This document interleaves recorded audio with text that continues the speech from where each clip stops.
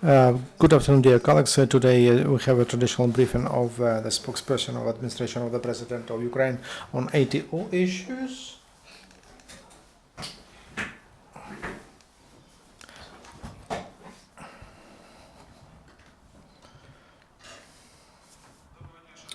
Good afternoon, dear colleagues. The situation in ATO area is complicated. Nevertheless, during the last 2 days, there is a small reduction of intensity of shelling by illegal military formations. At the same time, militants use weapons which is prohibited by Minsk agreements, and in particular, during the day, there were two times they shelled upon our position with a tank. 8 times they used mortars caliber 120 mm, and 6 times they used artillery with 122 calibers. Ukrainian military answered to the enemy to all their illegal activities. Towards Donetsk, the biggest number of incidents that were near Horlivka. Also, it was not calm during in Donetsk airport and near Starohnativka, south to Donetsk. Near Slenske, near Dzержинske, militants had a battle with Ukrainian militarymen. After no success, militants shelled upon it using mortars. It was Luhansk. Shelling upon our positions happened along all the line of separation. Near Krymske, Novodarevsky district, militants shelled an observation point of ATO, and they made an effort to storm it. And Ukrainian militarymen gave a good answer, and they fought them back. Towards Mariupol, there were 5 incidents of violation of ceasefire near Shirokina. During the last day, as a result of military actions, we don't have losses, but 5 our brothers were wounded. Illegal military formations also recently became active in the air. During the day, in Donetsk and Luhansk, there were 32 times there were drones noticed. Also, one drone that crossed the administration line between Kherson region and Crimea. Boulevards they found near Berdyansk. On occupied territories of Lugansk region, there is fights between gangs. Yesterday, one infiltration group had a trap, organized a trap for Oleksandr Motuzyanyk, who's the leader of gang Prizrek, which was a part of LNR. A car of the militant they exploded, and they shot using machine guns. Mozgovey was died, and his 2 bodyguards were killed, and a woman who had a function of his press secretary. I have to say that the leader of gang formation, Prizrek, he had a conflict with the leadership of LNR. It's not the first time when, as a result of distribution of Sviazovitlos, leaders die, and they died for so-called Novorossiya. On the 1st of January, the other leader of gangs was called Batman. There are conflicts between when gangs of Kazakhs when they try to disarm them.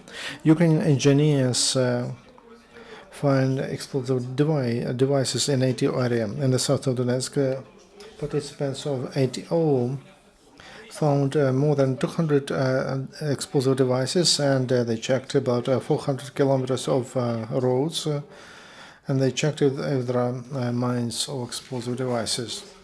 As military engineers say, very often they find those explosive devices near roads and in little forest. If they advise to formal authorities and military men not come closer to suspicious subjects. Militants are punished for their crimes against Ukraine. The court of Khmelnytsk region sentenced to 10 years of imprisonment the member of DNR and with the nickname FEMA. Special Service arrested this militant in last March. He took a special training on diversion and on intelligence, and he became a part. He was a fighter, and he participated in the military attacks upon ATO near Shakhtarsk, Torez, Snizhne, and Yanakievo. SBU right away arrested him as soon as he came back to the Khmelnytsky region. Now here's a video, and we have his his confession, and he confirmed that Russian military men are present in Ukraine.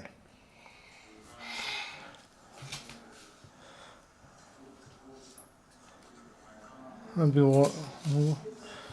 they trained us how to attack. Who was trained in Russian, and he was fighting, always fighting somewhere in Afghanistan. And what kind of weapons?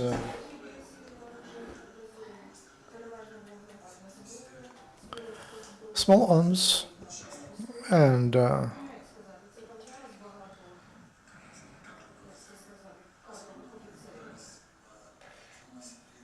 there were guys from Novosibirsk,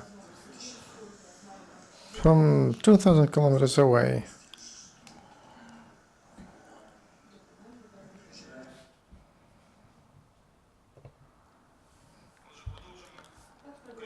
Ukrainian patriots help the defenders as a part of a car for ATO. Residents collected money to buy one more off-road vehicle, and it will go to one of the units in ATO. I have to say that during all the time of the event, activists gave to military men 10 vehicles. The state and everyone respect deeds of Ukrainian soldiers.